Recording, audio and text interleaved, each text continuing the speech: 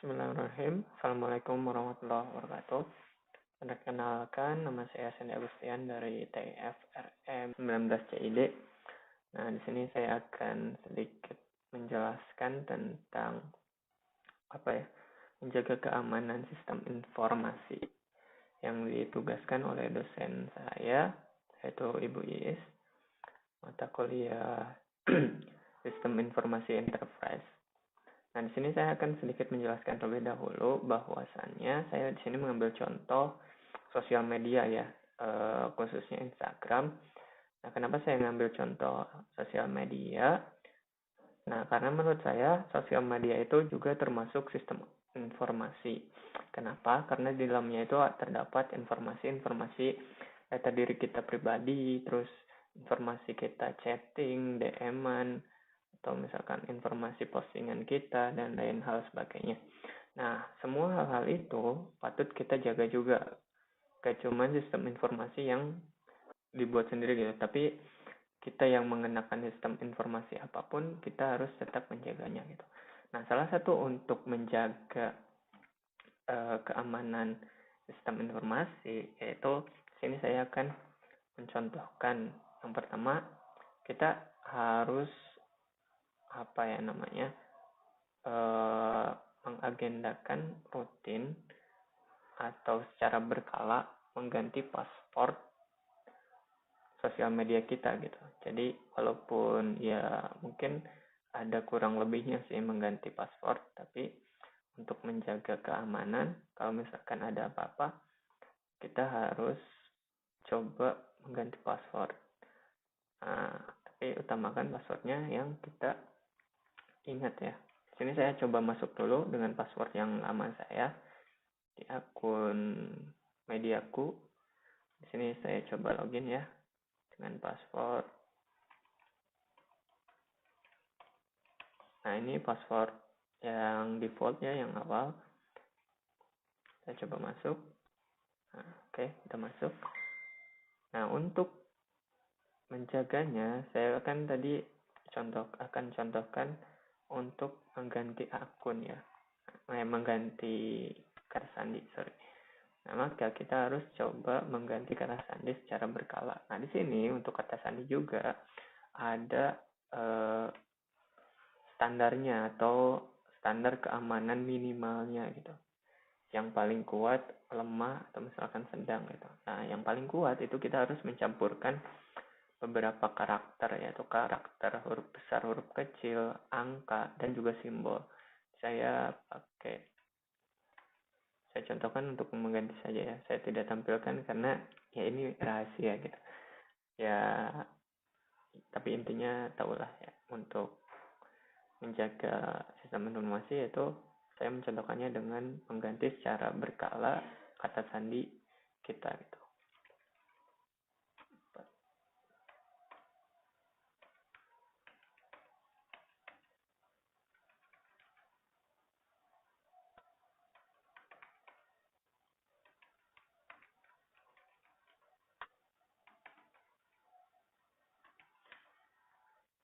Ubah. Nah, di sini sudah keubah ya, kata sandi setelah diubah. Oke. Nah, terus yang kedua, saya juga ingin menginformasikan sedikit bahwa untuk mengganti kata sandi atau misalkan nanti ketika kita lupa gitu dengan kata sandi yang kita telah ganti atau buat gitu, maka ada keamanan lain atau saya sebutkan ya keamanan tambahan, yaitu kita harus selalu mengupdate identitas diri kita kayak email, nomor telepon itu yang aktif yang sekarang kita pakai gitu. Karena nantinya kalau misalkan ada masalah dengan kata sandi kita, lupa misalnya, kita bisa verifikasi kembali kata sandi kita dan bisa mengubah ulang atau atur ulang kata sandinya.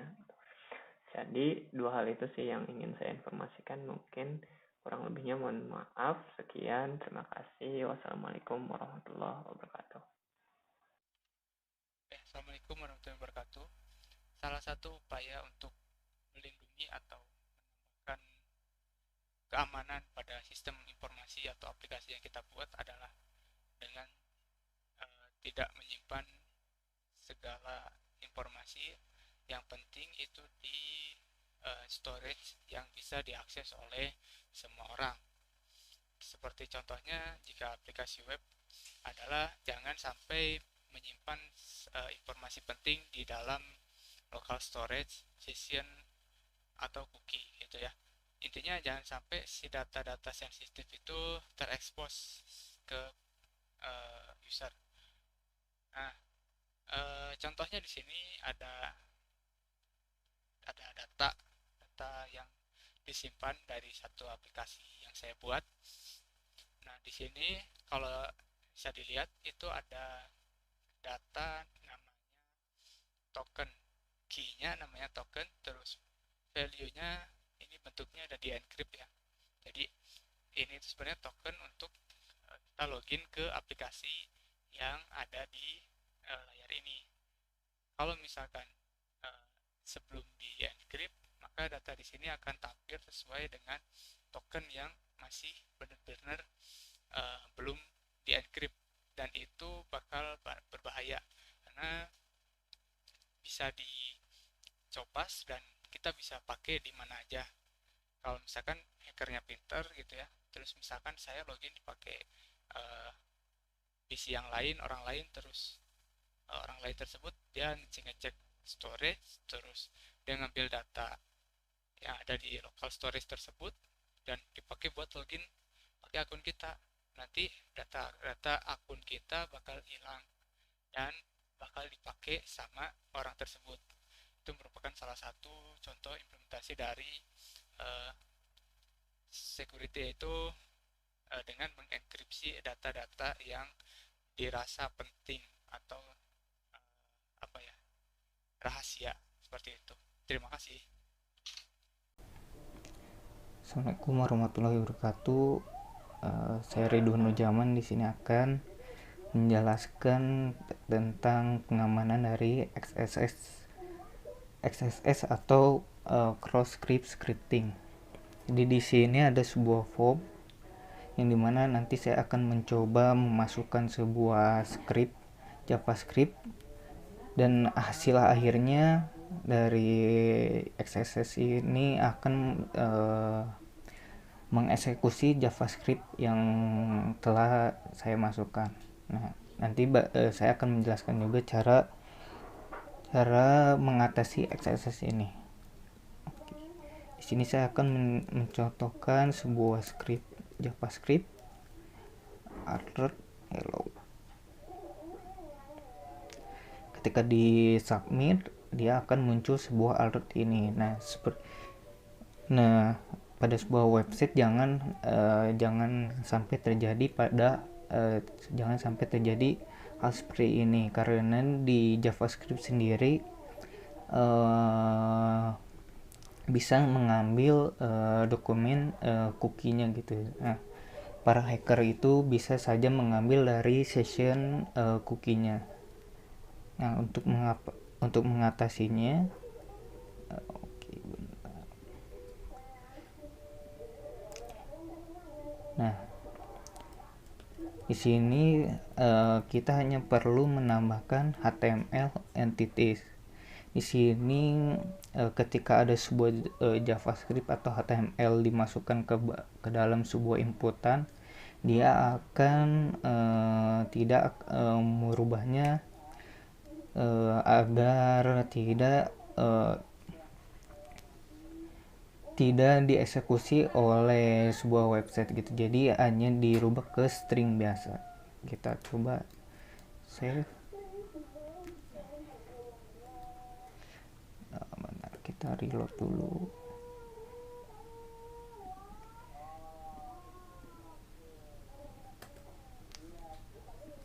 Nah, ketika kita masukkan JavaScript, ketika kita submit, dia akan langsung merubahnya ke dalam string biasa, tidak mengeksekusi script ini, maupun HTML juga. satu kita tes,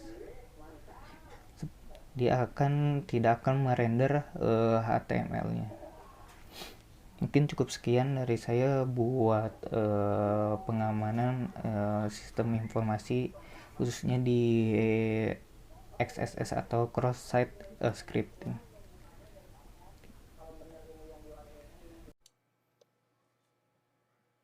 Perkenalkan, nama saya Ricky Adventus Monte dari kelas TFRM 19 CID dengan NPM 181111137. Saya di sini akan menjelaskan sistem keamanan dari WhatsApp web.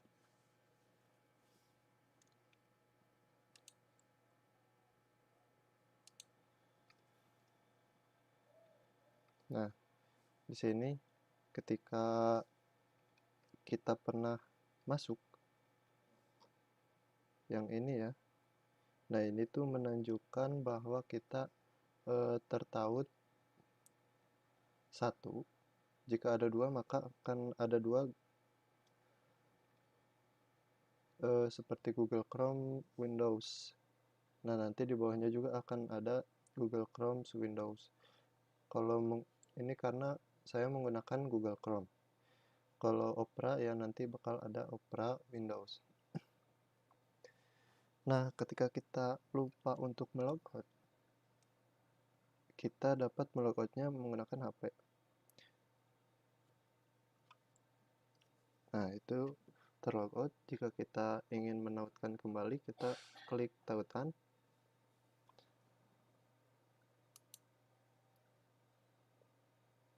Lalu kita scan.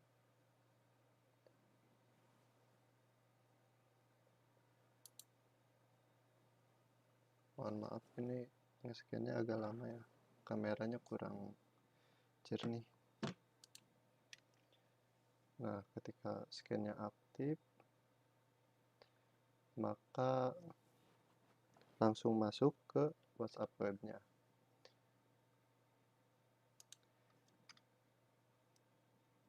Nah, di sini juga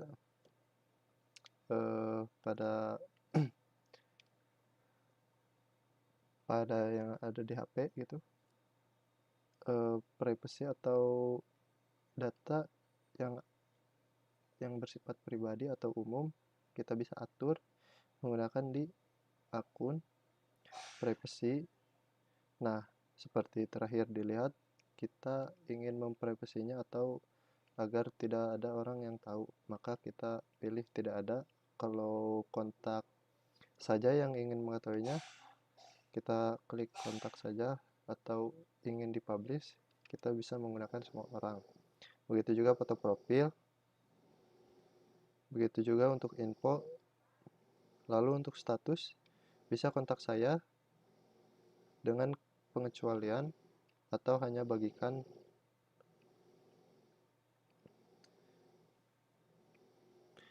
Lalu di sini juga ada kontak diblokir siapa saja. Nah, di sini juga ada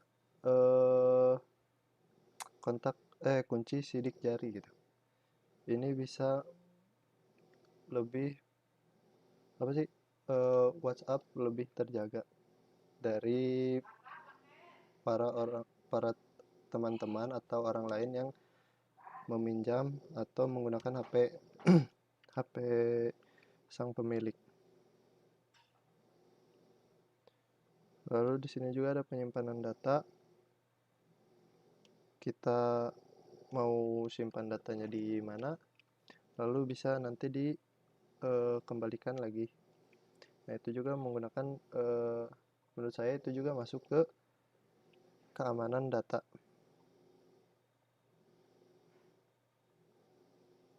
Lalu untuk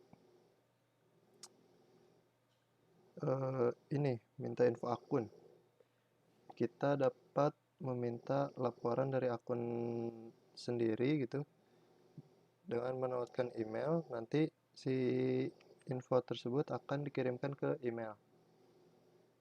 Nah, di sini ketika sudah mengkliknya nanti akan tersedia pada 7 Januari. Biasanya itu membutuhkan 3 hari Nah, di sini juga ada verifikasi 2 langkah gitu. Seperti tadi kayak kunci sidik jari. Nah, untuk yang di webnya kita tidak bisa menggunakan yang tadi privacy yang ada di HP. Nah, ini juga masuk ke dalam keamanan ya, keamanan data, karena kan kita bisa saja lupa melogoutnya, akan tetapi ada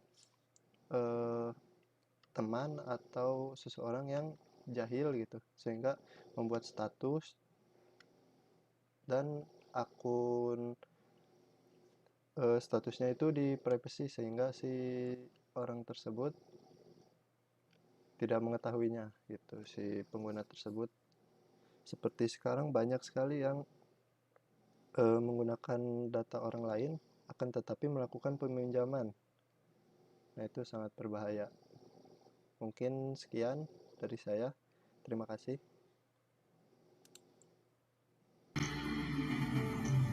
Bismillahirrahmanirrahim. Assalamualaikum warahmatullahi wabarakatuh. Perkenalkan, nama saya Hendriawan. Saya dari kelompok 1 kelas TIF reguler malam 19 CID.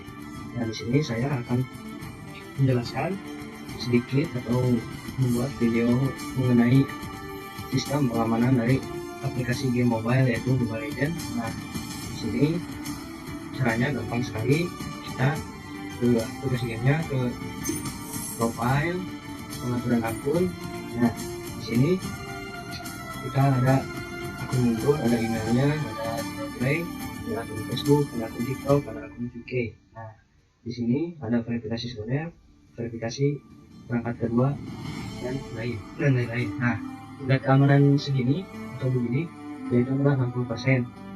Nah, ketika kita tambahkan dari kemudian kita coba verifikasi perangkat langkah kedua. Nah, kita harus mengirimkan kode verifikasi ke email. Kita kirimkan kemudian kita cek di email, muncullah verifikasi yang berupa angka. Kita masukkan kodenya 137415. Kita lanjutkan. Nah, tingkat keamanan kita menambah sekitar 20% atau sekitar 80%. Kenapa demikian? Karena kalau kita centang ini, kita bisa menambahkan 100%. Kenapa ini tidak bisa dicentang? Karena saya menggunakan PC, jadi ini termasuk login baru atau perangkat baru, jadi tidak bisa sembarang mengaktifkan ini. Nah, kemudian kita bisa mengaitkan ini ke pihak Google Play, akun Facebook, atau akun TikTok, akun VK. Ini untuk menambah keamanan dari akun kita. Nah, untuk ke set akun, nah kita di sini bisa mengganti kata sandi pembunuh untuk akun game ini. Kita coba mengganti kata sandi, masukkan email yang terkait kepada game ini, misal akun saya. Kita cek di email. Nah, di sini di email ada link untuk mengganti password. Nah, kita ganti passwordnya, misal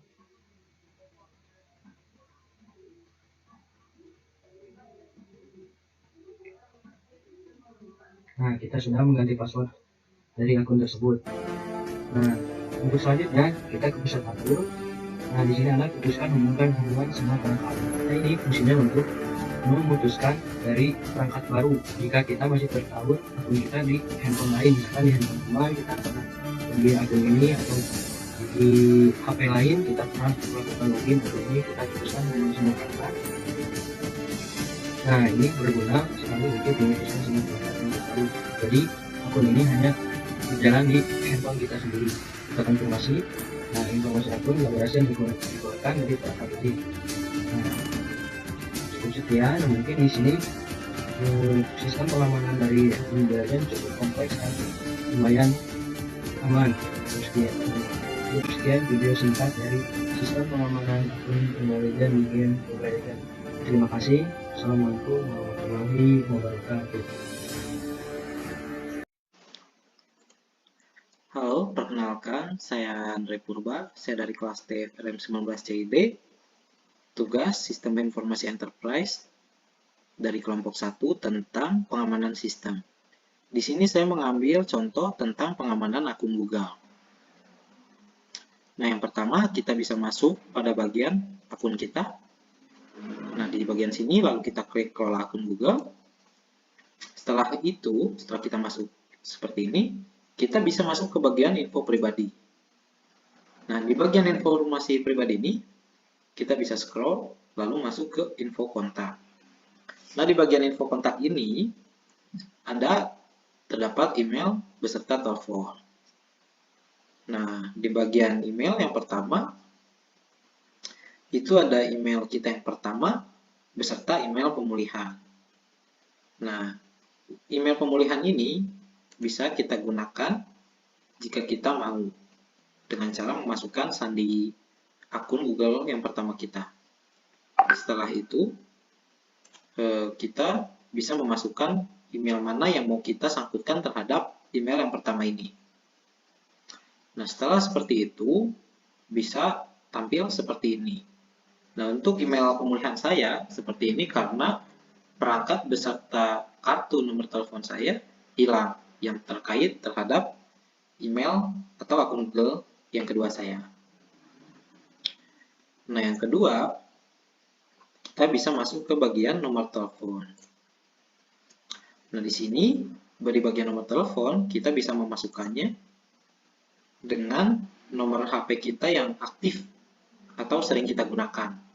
Setelah kita masukkan, kita bisa menambahkan di bagian sini. Nah, kita bisa melanjutkannya dengan memasukkan sandi dari email yang pertama kita, dan lalu kita memasukkan nomor telepon. Setelah itu, akan meminta kode terhadap nomor telepon itu, lalu minta verifikasi, dan akan menjadi seperti ini. Nah, gunanya nomor telepon ini, jikalau kita ataupun ada seseorang yang mencoba masuk perangkat terhadap akun kita, itu akan meminta persetujuan apakah perangkat tersebut itu kita atau bukan. Nah, gunanya email pemulihan ini, jikalau kita lupa terhadap email pertama kita bisa menggunakan email yang kedua, yaitu email pemulihan. Nah, untuk yang selanjutnya, kita bisa masuk ke bagian keamanan. Nah, setelah di bagian keamanan, kita bisa melihat perangkat apa saja yang masuk kepada akun Google kita. Seperti ini. Nah, setelah seperti ini, kita bisa melihat perangkat apa saja nih yang masuk terhadap akun kita. Jika kita tidak merasa perangkat itu menggunakan, atau kita menggunakan perangkat itu masuk kepada akun Google kita bisa melogout-nya dengan cara klik titik 3 di bagian sini, lalu logout. Dan akan otomatis keluar dari perangkat tersebut. Nah, setelah itu, kita bisa masuk ke bagian verifikasi 2 langkah. Nah, verifikasi 2 langkah ini adalah bagian yang penting daripada akun Google kita. Karena dari verifikasi 2 langkah ini, hacker akan kesulitan untuk mencuri akun kita maupun data kita. Nah, setelah seperti ini, kita bisa mulai. Nah, kita bisa memasukkan sandi kita. Nah, setelah kita memasukkan sandi kita akan masuk ke bagian data dan memasukkan sandi. Nah, setelah itu, kita bisa memasukkan sandi yang rumit dengan cara mengkombinasikan huruf, angka, maupun karakter. Agar hacker ataupun pencuri data akan sulit mencuri data kita. Ini memang di bagian verifikasi 2 langkah sengaja tidak saya masukkan karena saya pernah kejadian kehilangan perangkat dan sulit untuk masuk ke akun Google ini, seperti itu. Nah, jika sudah memasukkan email pemulihan dan nomor telepon pemulihan, akan tampil seperti ini. Dan sebenarnya pada intinya kita bisa masuk ke bagian informasi pribadi, lalu masuk ke bagian sandi. Nah, sandi ini kita bisa memasukkan sandi yang berkombinasi, dan lebih panjang akan lebih susah untuk dibobol atau didapatkan seperti itu. Nah, mungkin hanya seperti itu aja yang saya dapat sampaikan. Kurang lebihnya mohon maaf dan terima kasih.